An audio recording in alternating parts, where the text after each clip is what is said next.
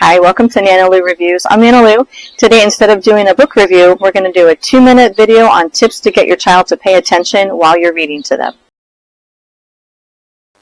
Try to not ask too many questions when you're reading together, especially questions that are irrelevant to the story, like having them name colors, shapes, those types of things. If you are going to ask a question or point something out in the story, make it relevant to the story itself, like pointing to an object and teaching them the vocabulary word for that, having them label and name it so they can understand the story better.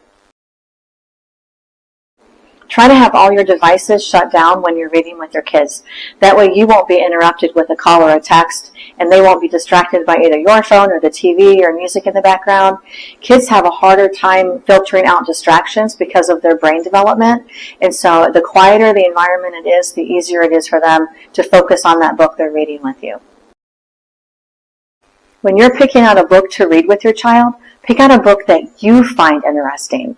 And the reason I say that is because if you're interested in it and you like reading the book, your child will also be interested. They're going to pick up on your enthusiasm and it'll help them pay attention to it better.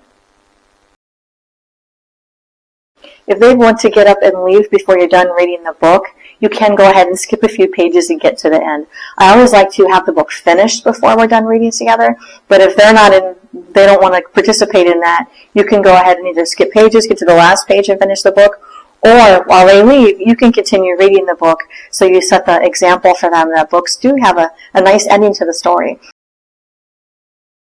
Don't be afraid to get enthusiastic and silly when you're reading to them. You don't fake it, but if it's genuine, go ahead and let your emotions come out when you're reading the book with them. They will appreciate that and it will make them more attentive and more interested in the story that you're reading. Reading together with your kids at bedtime is a great way to develop a lifelong love of learning.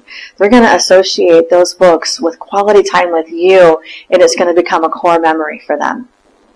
If your little one is really struggling to pay attention to you while you're reading, I wouldn't worry about it. I would just keep working on it. It's not like a bad behavior that needs to be corrected. It's just a skill that needs to be developed. So the more you practice, the more you read together, the more they're going to develop that skill and be able to improve their attention span for reading and for other learning activities too.